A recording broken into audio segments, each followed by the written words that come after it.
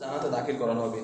আলা সুরুরিন মাউদুনা, তারা সুউচ্চ বিছানা আমরা কি করবো বলেন তো, ঠেস লাগে বসে থাকবে। বিছানা উদাহরণ কেন দিল? আমাদের কিন্তু কয়েকটা জিনিস মৌলিক দাবি প্রয়োজন, সেটা হচ্ছে কি, 1 নম্বর খাওয়া, 2 নম্বর খাওয়ার পরে কি বলেন তো বিশ্রাম নেওয়া, বিশ্রামের জন্য একটা বাড়ি, 3 নম্বর কি বলেন তো প্রশান্তির জন্য নারী বা ইত্যাদি ইত্যাদি। আল্লাহ কিন্তু সমস্ত জিনিস এই সূরার ভিতরে বর্ণনা করে দিয়েছেন। যারা ডান বাহু লোক তাদেরকে কি কি দেওয়া হবে, যারা বাম বাহু লোক তাদেরকে কি কি দেওয়া হবে, যারা অগ্রগামী তাদেরকে কি কি দেওয়া হবে, সমস্ত কিছু আল্লাহ তাআলা এই সূরার সান্নিধ্যাসে তুলে দিয়েছেন। তবে এই সূরায় যেটা আপনাকে দিবে তার 1 নম্বর হচ্ছে খাওয়ান দাওয়ান, খাবার, 2 নম্বর আপনাকে বড় সুচ্চ সুস্থ বিছানা দেওয়া হবে, 3 নম্বর দেওয়া হবে আপনাকে হুড দেওয়া হবে, যে আপনার কাছে আপনি প্রশান্তি পেতে পারেন। এই 3টা জিনিস আপনাকে দেওয়া হবে। আপনার জন্য দুনিয়াতে বেঁচে থাকার জন্য এই 3টা মৌলিক জিনিস প্রয়োজন। এই 3টা জিনিসই আল্লাহ সুবহানাহু ওয়া তাআলা পুরো এই 3 শ্রেণীর মানুষের ভিতরে বর্ণনা করে দিয়েছেন। জাহান্নামে যাবেন তাদেরকেও কিছু বিছানা দেওয়া হবে, কিন্তু কি সেগুলা, তাদেরকেও পানি খেতে দেওয়া হবে, কিন্তু সেই পানি কিগুলা, পুজ জ্বলন্ত ফুটান্ত ঝর্ণা থেকে তাদেরকে পানি দেওয়া হবে। তাদেরকেও শুতে দেওয়া হবে, কিন্তু কেমন জায়গায়, জাহান্নামের আগুনের ভিতরে। তাদেরকেও থাকতে দেওয়া হবে, কিন্তু কি, সেটা জাহান্নামের ভিতরে অবস্থান হবে। তো জান্নাতবাসী আর জাহান্নামবাসী আর অগ্রগামবাসী, এই 3টা মানুষের মৌলিক 3টা চাহিদা আল্লাহ তাআলা দিয়ে দিয়েছে কোরআন। আলা সুরুরিন মাউদুনা, তাতে থাকবে সুউচ্চ আসন, মুত্তাকিনা আলাইহা মুতাকাবিলিন, তারা একে অপরের সামনে কি করবে, ঠেস লাগিয়ে বসে থাকবে। আজকে আপনি বিভিন্ন দেখেন, বিভিন্ন সংসদে কি হয় বলেন তো, যখন কনফারেন্স হয় তখন এক নেতা আরেক নেতার সামনে কি বলেন তো, সামনের দিকে বসে থেকে তারা কি করে, বিভিন্ন কিছু থেকে পানীয় পান করে, বিভিন্ন খাবার খায়, কিন্তু একে অপরের সামনে বসে। আল্লাহ সুবহানাহু ওয়া তাআলা বলেন, যদি আপনি সাবিকুন হতে পারেন, যদি আপনি অগ্রগামী ইবাদতকারী বান্দা হতে পারেন, তাহলে আপনিও ঠিক তেমনি ভাবে অন্য জান্নাতি ব্যক্তির সামনে ঠেস লাগিয়ে বসে থাকবেন সুউচ্চ বিছানা করে। ইয়াতুফুনা আলাইহিম ওয়ালদানুম মুখাল্লাদুন, আর আপনাকে দেখবেন আজকে দুনিয়াতে, আপনি দেখেন দুনিয়ার সাথে কল্পনা করবেন সেটা, আজকে দেখেন বিভিন্ন মানুষ যখন ভিআইপি গেস্ট যখন কোনো সম্মেলন করে, যখন তারা কোনো কিছু কি করে, একটা বৈঠক করে, তখন কিন্তু তারা শুধু বসে থাকে, পাশ থেকে কিন্তু মানুষ কি করে বলেন তো, বিভিন্ন কিছু এনে দেয়, খাবার বিভিন্ন কিছু পরিবেশন করা হয়। জান্নাতেও ঠিক তেমনি ভাবে আপনাকে পরিবেশন করা হবে। কারা? ইয়াতুফুনা আলাইহিম ওয়ালদানুম মুখাল্লাদুন, চিরকিশোর, যারা কখনো কি হবে না বলেন তো, বড় হবে না। যতই মানুষ আপনি থাকেন না কেন, যতই কঠোর মানুষ হোক না কেন, মানুষ কিন্তু বাচ্চার কাছে সে কিন্তু নরম হয়ে যায়। দেখছেন, সাধারণত বাচ্চার কাছে গেলে আপনারও ভালো লাগে, যে ব্যক্তি সবথেকে কঠোর তারও ভালো লাগে। কেননা ওই 2-3 বছর বয়সে বাচ্চা যখন আপনার সামনে কথা বলে, তখন কিন্তু সবার একটু শুনতে আকর্ষণ লাগে। তো আল্লাহ সুবহানাহু ওয়া তাআলা বলছেন যে কাল কিয়ামতের মাঠে যখন আপনি অগ্রগামী মানুষ হবেন, তখন আপনাকে জান্নাতে ছাড় দেওয়ার জন্য যে মানুষ থাকবে তারা কি, চিরকিশোর, কখনো বৃদ্ধ হবে না, কখনো তাদের কি হবে না, বয়স চেঞ্জ হবে না। বিআকওয়াবি ওয়া আবারিক ওয়া কাসিম মিন মাইন, আপনাকে কি সার্ভ করবে? আপনি পশ্চিমা সভ্যতার দিকে তাকান, তারা কিন্তু কোনো কনফারেন্স যখন করে তখন তারা মদ খায়, খায় না, বিভিন্ন পানীয় খায়, বিভিন্ন ফলের জুস খায়, তারা কিন্তু এই খাবারগুলো বেশি তারা কি করে, খায় দুনিয়াতে। আর আল্লাহ সুবহানাহু ওয়া তাআলা বলেন আখিরাতে থেকে আপনাকে এই জিনিসগুলো দেওয়া হবে। বিআকওয়াব, গিলাস সমূহ, ওয়া আবারিক, এবং জগ থাকবে, ওয়া কাসিম মিন মাইন, এবং বিভিন্ন পেয়ালা ভর্তি মদ থাকবে। আপনি মনে ভাবতে পারেন জান্নাতে মদ দেওয়া হবে? সেই মদ সম্পর্কে আল্লাহ সুবহানাহু ওয়া তাআলা বলেন লা ইউসাদ্দাউনা আনহা ওয়া লা ইউযিবুন, যে মদ খেলে আপনার মাথাও ঘোরাবে না, আপনি মাতাল হবেন না। সুবহানাল্লাহি ওয়া বিহামদিহি ওয়া সুবহানাল আযীম। যদি আপনি দুনিয়াতে কোনো অবৈধ মদ না খান, তাহলে জান্নাতে এই মদ খাইতে পারবেন। আর দুনিয়াতে যদি আপনি মদ পান করেন, জান্নাতে আপনার জন্য এই মদ হারাম হয়ে যাবে। দুনিয়াতে যদি আপনি অগ্রগামী মানুষের প্রতিযোগিতা করেন, অন্ততপক্ষে ডান বাহুর মানুষের ভিতরে পরিচিত হতে পারেন, তখন হলে আপনি কি হবে বলেন তো, মদ দেওয়া হবে। আঙ্কেলে কি ঘুমাই পড়ছেন নাকি?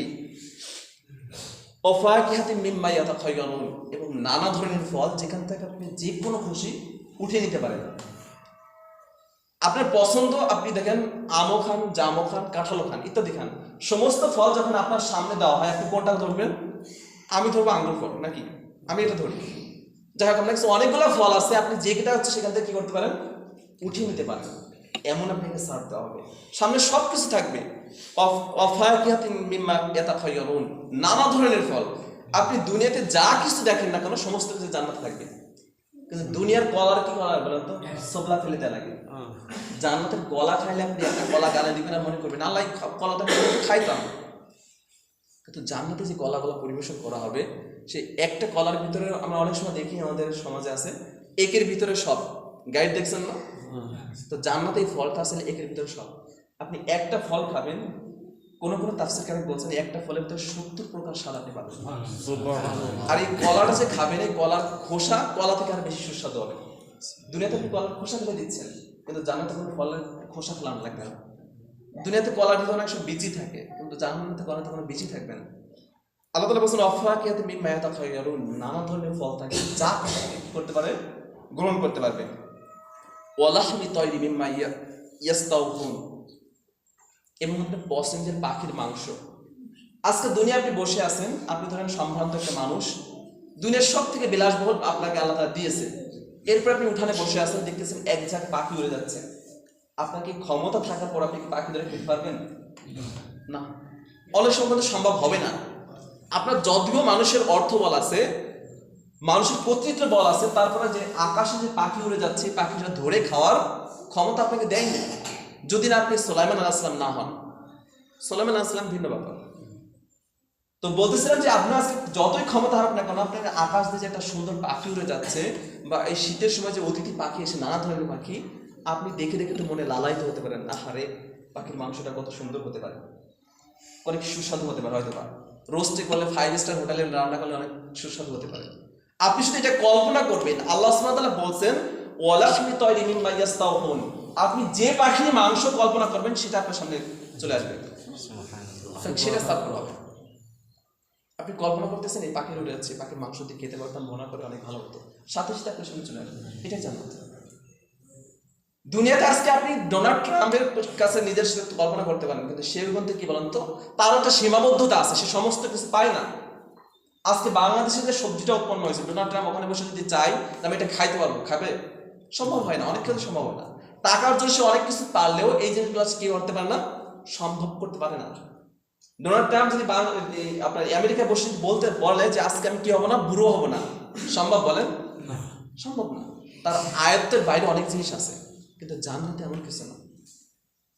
জান্নাতে আপনাকে কি করা হবে, কিশোর হয়ে আপনাকে তৈরি করা হবে, আর আপনি যা চাবেন সেটা তাই পাবেন।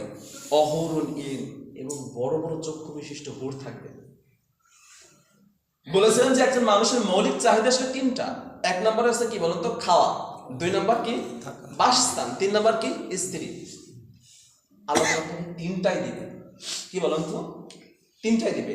নানা ধরনের পানীয় দিল, মদ দিল, এরপরে কি দিল, আপনাকে নানা ধরনের ফল দিল, তারপরে কি দিল, আপনি যে পাখি খাইতে চান সে পাখি দেওয়া হলো। এখন যখন খাওয়া হয়ে গেছে, প্রথমে যখন বলা হয়েছে আলা সুরুরিন মাউদুনা, ওই চেয়ারের পরে যে ঠেস লাগিয়ে বসেছিলেন বা ঘুমিয়েছিলেন, এটা আপনার আবাসস্থল। এরপর আপনাকে দেওয়া হবে পানি, মদ, নানা ধরনের পাখির মাংস, নানা ধরনের ফল। খাওয়ার শেষে এখন আপনাকে কি দেওয়া হচ্ছে, আপনাকে প্রশান্তি দেওয়ার জন্য আপনাকে কি হচ্ছে, অহরুন ইন, বড় বড় চক্ষু বিশিষ্ট হুর দেওয়া হবে আপনাকে। কামসারিল লুলুল মাকনুন, যেন তারা কি বলেন তো, লুকিয়ে রাখা মুক্তার মতো। আচ্ছা, এখানে লুকিয়ে রাখা মুক্তার সাথে কেন আল্লাহ তাআলা কম্পেয়ার করলো জানেন?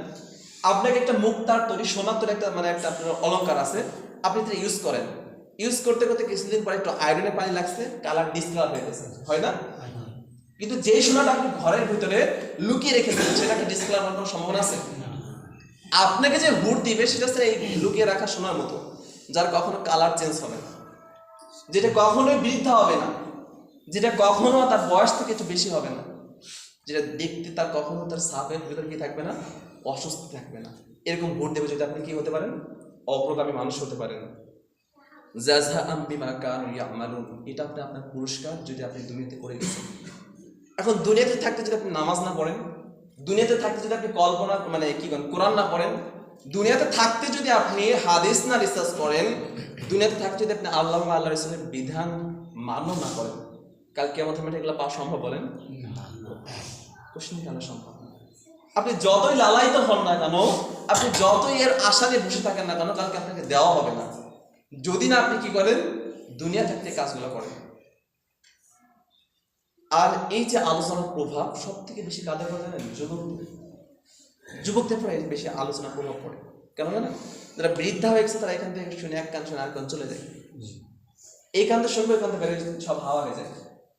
এই জন্য সাদ ইবনে সাহল রাদিয়াল্লাহু আনহু বর্ণনা করছেন, যদি কোনো জাতিকে তুমি যুদ্ধ ছাড়া ধ্বংস করতে চাও, যুদ্ধ ছাড়া কোনো জাতিকে ধ্বংস করতে চাও, তাহলে কি করো, সেই জাতির যুবক যারা আছে তাদের মাঝে পাপ কাজটাকে ঢুকাই দেবে।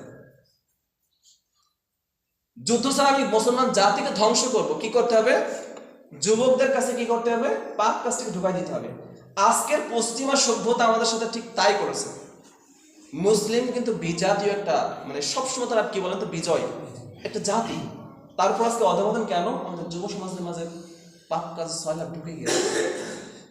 তারা আমাদের সামনে আমাদের অ্যান্ড্রয়েড সেটকে তারা কি করেছে, সহজলভ্য করে দিয়েছে। তারা আমাদের সামনে বাদ্যযন্ত্রকে বৈধ করে দিয়েছে। তারা আমাদের সামনে ইহুদি খ্রিস্টানদের কালচার 31 এটা আমাদের মধ্যে ঢুকিয়ে দিয়েছে। এটা কাদের থেকে এসেছে জানেন, পৌত্তলিক যারা বিভিন্ন জিনিসের প্রচার করে তাদের থেকে এসেছে 31 নাইট থেকে।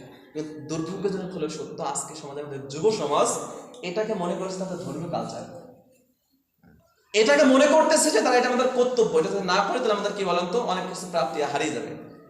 আজকে দেখেন আমাদের যুব সমাজ আমার আপনার কষ্ট উপার্জিত অর্থ দিয়ে তারা কি করছে, 31 নাইট পালন করতেছে। আপনি কি মনে করতেছেন এই ছেলেরা আপনার যে আপনার পকেট থেকে টাকা নিয়ে 31 নাইট পালন করতেছে, যে বক্স আনতেছে, যে বাদ্যযন্ত্র শুনতেছে, আপনার মেয়ের বিয়েতে যে আপনার সন্তান মানে পিজাপিজি করে আপনার কাছে টাকা নিয়ে বাদ্যযন্ত্র এনেছে, এর প্রভাব আপনার উপর পড়বে না, আপনি মনে করছেন? কালকে আমাদের মাঠে এই সন্তানই আপনাকে বলবে যে আল্লাহ, আমি তো টাকা ইনকাম করতে পারতাম না, আমার বাবাই টাকা দিয়েছে আমার বোনের বিয়ের বাদ্যযন্ত্র আনার জন্য। আল্লাহ, আমি তো ইনকাম করতে পারতাম না, আমার বাবার পকেট থেকে টাকা নিয়ে আমি 31 নাইট ডে কি করেছে, পটকা ফুটিয়েছিলাম। আল্লাহ, আমি তো ইনকাম করতে পারতাম না, আমার বাবার পকেটের টাকা নিয়ে আমি কি করেছি, প্রেমের সম্পর্ক জেনা করেছিলাম। আপনি কি মনে করেন আপনাকে ছেড়ে দেওয়া হবে? এই সন্তান কালকে আমাদের মাঠে বলবে আল্লাহ, বাপকে নিয়ে আসো, তার বুকের পরে লাথি মেরে আগে জাহান্নামে যেতে চাই। এই জন্য আপনাদেরকে যেটা বলতে চাচ্ছি সেটা হচ্ছে, এই যুব সমাজ যদি পরিবর্তন হয়, আমাদের যুব সমাজ যারা সহিহ আকীদার দাবি দেয়, আমাদের যুব সমাজ যদি পরিবর্তন হয়, তাহলে খুব বেশি দেরি নেই যে বিপ্লব আমরা প্রত্যাশা করি, যে বিপ্লব আমরা আশা করে আছি এবং ইমাম মাহদী আসিফ করবে, যে বিপ্লব আমাদের সময় ছিল সালাউদ্দিন আইয়ুবের সময়, যে বিপ্লব ছিল আমাদের সময় বিভিন্ন নেতা উত্তরসূরিদের সময়, সেই বিপ্লব সংগঠিত হওয়া সম্ভব যদি আমাদের সমাজের যুব সমাজরা তারা কি করে, ধর্মের দিকে ফিরে আসে, তারা যদি কোরআন হাদিস রিসার্চ করে। কিন্তু দুর্ভাগ্যজনক হলেও সত্য, আপনার ছেলে সায়েন্সে পড়ে, আপনার ছেলের ফিজিক্সের জন্য আপনি ছেলে 2000 টাকা ইনভেস্ট করতে পারেন, কেমিস্ট্রির জন্য আপনি তাকে কি করেছেন, 10,000 টাকা ইনভেস্ট করেছেন, আপনি তাকে বায়োলজির জন্য তাকে আপনি হাজার হাজার টাকা ইনভেস্ট করতেছেন, আমার ছেলেকে মেডিকেলে পড়াবো। কিন্তু দুর্ভাগ্যজনক হলেও সত্য, আপনার ছেলেকে কোরআন পড়ানোর জন্য আপনি কখনো প্রচেষ্টিত হন নাই। আর যদিও ইমাম সাহেব বলছে যে আজকে আপনার ছেলেকে কোরআন পড়ার জন্য পাঠান, 200 টাকা বেতন দেবেন, আপনার মাথা গরম হয়ে যায়, আপনার মাথা গরম হয়ে যাচ্ছে। 200 টাকা দেবো, আপনাকে বেতন দেয় না আমরা, কেন আপনাকে বেতন, আমার স্পেশাল কোরআন পড়ার জন্য 200 টাকা দেবো? আরে ভাই, আপনি যদি আপনার সন্তানের কোরআন পড়ার জন্য 200 টাকা ইনভেস্ট করেন, আপনি যে 10,000 টাকা আপনার সায়েন্সের জন্য ইনভেস্ট করছেন, এই টাকার হিসাব সহজ হয়ে যাবে। তখন এই হিসাবটা তখন আল্লাহ কি করে দিবে, সহজ করে দিবে, কারণ আপনি কিসের জন্য করেছেন, কোরআনের জন্য 200 টাকা দিয়েছেন। কিন্তু আমাদের সমাজে এই অবহেলিত জায়গাগুলোর কারণে আজকে আমাদের যুব সমাজ তারা ইসলামটাকেও পায় না, কোরআনের প্রতি তাদের মায়া মহব্বত হয় না। আপনার প্রথম উচিত ছিল আপনার সন্তানকে আপনি ডাক্তার বানান, ইঞ্জিনিয়ার বানান, আপনি বড় বড় আসলে আপনি বসান, আমার কোনো আপত্তি নেই, এই সমস্ত আসলে আমাদের সলের সেলিমের দরকার। কিন্তু আপনার প্রথম যেটা শেখানো উচিত ছিল সেটা হচ্ছে কোরআন। আপনি আজকে থেকে 1000 টাকা অন্তত পক্ষে ইমাম সাহেবকে দেন, ইমাম সাহেব আমার ছেলেটাকে কোরআন পড়াই দেবেন, 1000 টাকা দিলাম আপনাকে। কিন্তু আপনার তো অন্তর অনেক লাগবে, কোরআন পড়ানোর জন্য 1000 টাকা দিব, আল্লাহ ধর্মের জন্য 1000 টাকা দিব। আমার বন্ধু অনেক সময় বলে যে তুই যদি মসজিদ থাকিস, তোরা তো কোরআনকে আয়াতকে বিক্রি করে খাচ্ছিস, কোরআন বিক্রি করে খাচ্ছিস তোরা। আরে ভাই, আমরা কোরআন বিক্রি করে খাবো, কে বলছে আপনাকে? আল্লাহ রসুল তো এই পেশাগুলো দিয়ে দিয়েছেন। যখন আল্লাহ রসুল মদিনাতে সাহাবার নাম ভুলে গেছে, যখন তাকে প্রেরণ করলেন কোরআন শিক্ষার জন্য, তাকে কি করেছেন, ভাতা প্রেরণ করেছেন। আল্লাহ রসুল যদি সাহাবায়ে কেরামদেরকে কোরআন শিক্ষার জন্য তাদেরকে টাকা দিতে পারে, আপনি কেন দিতে পারবেন না? আর আপনি তো ভাই এখানে দিলে আপনার গায়ে লাগে, কিন্তু আপনি ফিজিক্সের জন্য টিচার বলছে যে আজকে 3000 টাকা না দিলে আমি আপনার বাসায় গিয়ে পড়াবো না। আপনি বলছেন 3000 টাকা, 6000 টাকা দিতে রাজি, 6000 টাকা দিতে রাজি শুধুমাত্র আমার ছেলেটাকে মেডিকেলে পড়ান। আর 2 দিনের দুনিয়ার জন্য আপনি এত ইনভেস্ট করতে পারেন, আর পরকাল আর ইহকালের জন্য ইনভেস্ট করতে আপনি কোরআনের জন্য দিতে পারবেন না? সর্বশেষ যে শিক্ষা, একটাই শিক্ষা, সেটা হচ্ছে এই, আজকে আপনাকে যেটা বলতেছি সেটা হচ্ছে এই, আপনি অতীতে যা করেছেন, কিন্তু এখন থেকে আপনার সন্তান যে থাকে, আপনি তাকে শিক্ষা, অন্তত কোরআন শিক্ষা বাধ্যতামূলক করে দেবেন জীবিত থাকতে। আপনি নিজেও কোরআন পড়বেন, যেটা প্রথম শিক্ষা বললাম, আর দ্বিতীয় নম্বর শিক্ষা যে আপনার সন্তানকে আপনি কোরআন পড়িয়ে যাবেন, যে করে হোক, ইমাম সাহেব হাত পা ধরে হোক, টাকা দিয়ে হোক, অর্থ দিয়ে হোক, শ্রম দিয়ে হোক, যাই হোক, আপনার কোরআন ছেলেকে কোরআন শিখাবেন। পারা যাবে না ইনশাআল্লাহ? ইনশাআল্লাহ। আল্লাহ আমাদের প্রত্যেক কবুল করুক। আল্লাহুম্মা আমিন। সুবহানাকাল্লাহুম্মা ওয়া বিহামদিকা আশহাদু আল্লা ইলাহা ইল্লা আনতা আস্তাগফিরুকা ওয়া আতুবু ইলাইক।